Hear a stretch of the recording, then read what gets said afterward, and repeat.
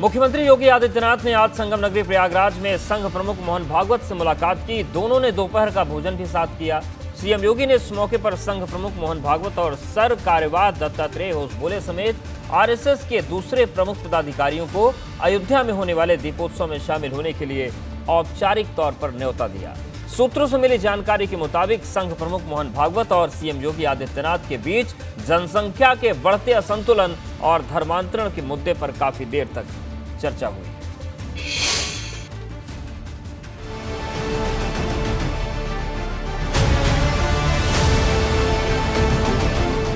क्या यूपी में जनसंख्या नीति लागू होने वाली है?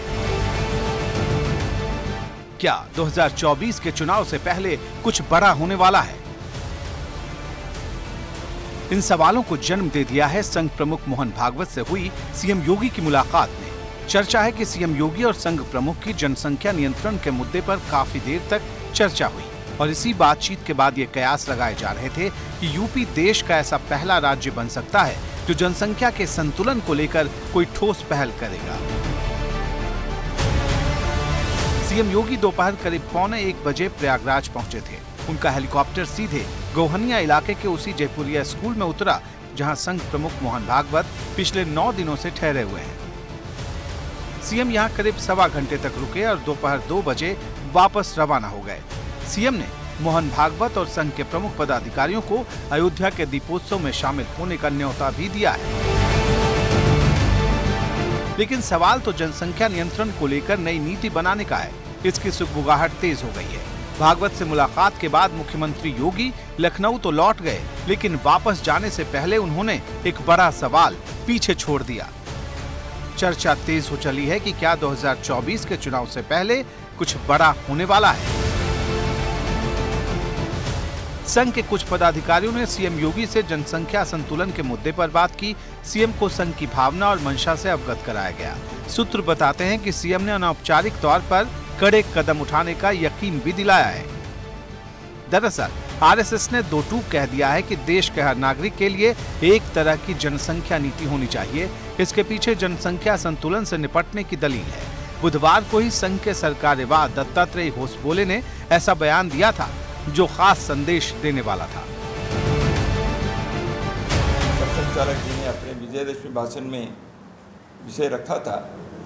उस दृष्टि से देश में जनसंख्या की संख्या ज़्यादा हो गई इसलिए विस्फोट हो गया, यह चिंता होना एक स्वाभाविक है, क्योंकि अपने संसाधन कितने हैं, सभी लोगों के पेट भरना चाहिए, हाथों को काम देना चाहिए।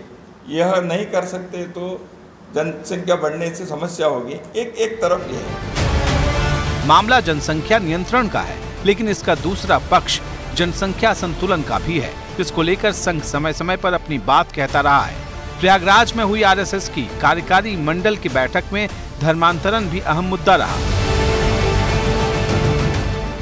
हमारे देश में कन्वर्शन होने से, मतांतरण होने से कई जगह पर संख्या हिंदुओं की कम होती है, उसके परिणाम भी भुगतना पड़ता है।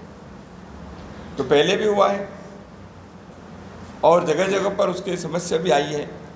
इसलिए ये जो किसी न किसी प्रकार से मतांतरण करने की कई साजिश है, यह भी एक जनसंख्या को।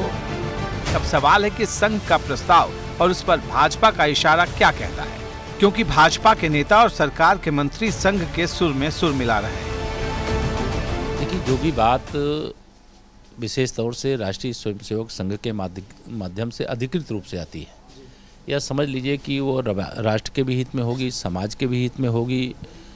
वर्तमान और भविष्य सब विषय को ध्यान में रख करके कहा जाता है।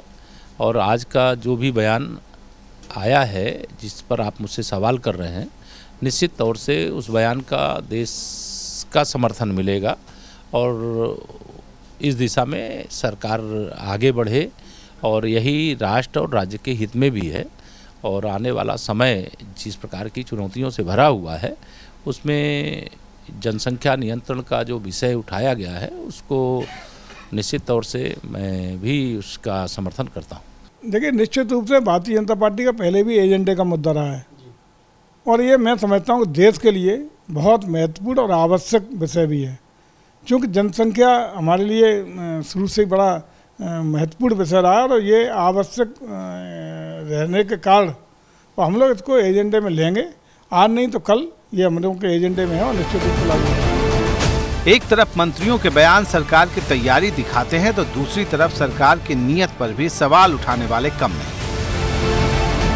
भारत में बढ़ती हुई जनसंख्या को लेके जो कानून बनाने की बात हो रही है, ठीक है, कानून बनना चाहिए, मगर भारत के प्रधानमंत्री जी ने सबके विश्वास की बात की है, सबको विश्वास में लेके चलने की बात की है।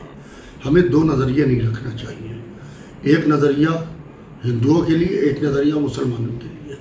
हम हिंदू को अलग निगाह से देखें, मुसलमान को अलग निगाह से देखें, नहीं, हमको दो नज़रिया बिल्कुल नहीं रखना चाहिए। जनसंख्या नीति पर सियासत तो खूब हो चुकी, लेकिन क्या इसको लेकर अब कोई बड़ा फैसला भी जमीन पर उतरेगा या फिर बात सियासत से शुरू होकर सियासत पर ही खत्म हो जाएगी? एबीपी गंगा के लिए प्रयागराज से मोहम्मद मोइन की रिपोर्ट।